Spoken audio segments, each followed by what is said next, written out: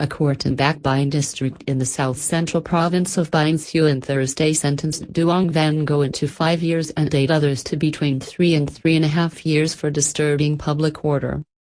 On June 11, hundreds of protesters had gathered on a section of National Highway 1 in Phan Ri Thanh Commune in Bac Binh, blocking traffic. Nearly 300 police officers were dispatched to the scene and local authorities used loudspeakers to call on the protesters to disperse. But some protesters turned violent and attacked the officers with sticks, bricks, rocks, and petrol bombs. When they took shelter at the Phan Ri fire station, Ngoan and his accomplices urged the crowd to storm the building. In the ensuing chaos, the mob burned cars and damaged or destroyed other properties inside the building. 25 officers were injured, 12 cars were burned, 18 motorbikes and other properties were severely damaged. The losses were estimated at $12,517,000, the indictment said.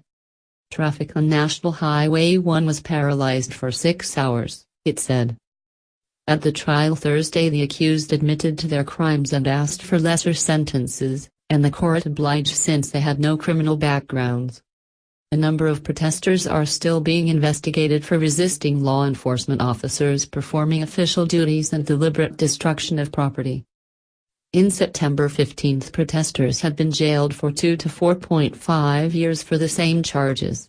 Earlier, another 60 protesters were imprisoned in 4 separate cases. The protests in Binh Thuan were among several that erupted across Vietnam on June 10 and 11. Thousands of people had also taken to the streets in Hanoi, Da Nang, Ho Chi Minh City, and several provinces with banners and signs calling for the SEZ bill to be scrapped. They were objecting in particular to a provision that would allow foreign investors to lease land for 99 years, saying it would undermine Vietnam's sovereignty. With the passage of the law, demonstrations deferred several times. All acts to incite public protests are deemed illegal. Following the demonstrations, police detained hundreds of protesters and said they had uncovered evidence that the protests were anti-state actions incited by organizations based in other countries using false, distorted information about the bill. The bill has since been postponed for further discussions in the National Assembly. The video is sponsored by CNtronic.com.